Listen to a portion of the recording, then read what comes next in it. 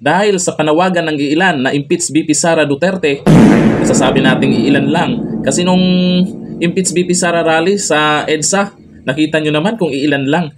Tapos nung in-interview ng media at vloggers, hindi lang mga vloggers pati media ay biktima pala na pinangakuan silang may ayuda, may pera.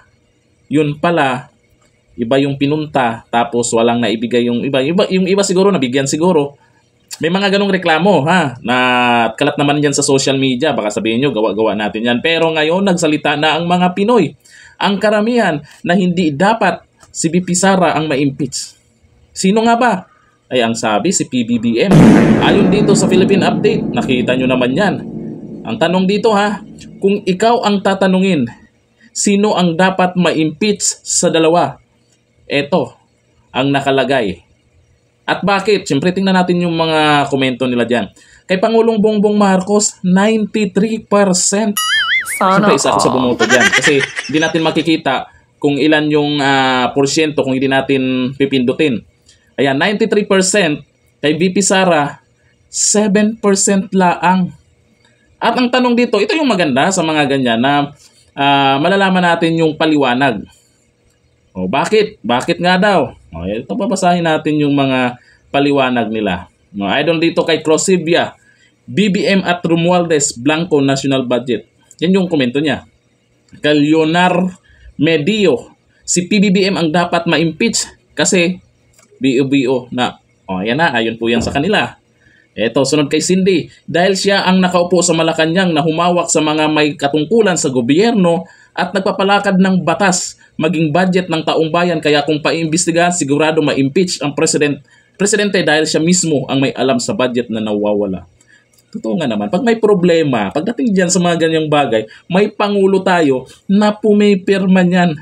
Ipinirmahan, alam naman natin, isisi na naman sa mga Duterte, bakit nag-iingay yung mga Duterte, hindi huwag maingay.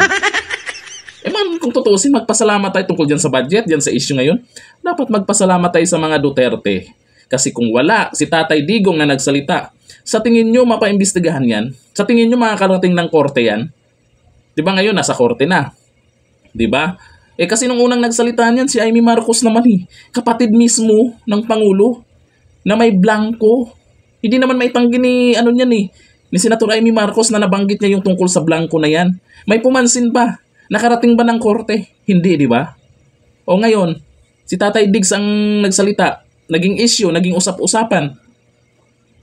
Tapos, nakarating sa korte.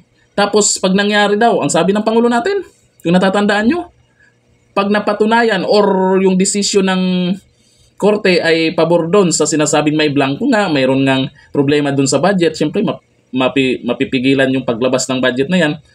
Ang sasabihin lang ng Pangulo natin, na i-shut down lahat, yung gobyerno, yung Pinas, lahat ng sa gobyerno, i-shut down. Yan ba dapat mag-isip? Ganyan ba dapat mag-isip yung Pangulo natin? Walang ibang paraan?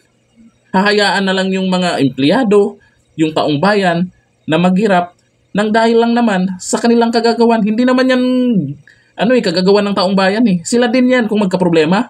Sila din ang may problema kung sino yung nakaisip na ganyan. Pero sa ngayon, hindi pa naman napatunayan. Pero may mga dokumentong inilabas na may blanco. Hintayin na lang natin kung ano ang desisyon ng korte. Paano kung napatunayan sa korte na may mali nga dyan? O ngayon, sino yung dapat ma-impeach? Sisigaw pa rin ba kayo? Confidential pa, 125 million. Confidential yan, tandaan nyo. 120 million lang yan, tandaan. Hindi naman natin nilalang kasi million din naman. Nag-iingay kayo doon sa 125 million. Tapos confidential pa nga. Tapos dito, hindi kayo mag-iingay. Sa issue ngayon, itong budget na yun na napakalaki na halaga. Tahimik kayo. O nasaan na? Saan na ang hustisya? Kayo. Ano na? Sino dapat ang ma-impeach? Comment tayo dyan.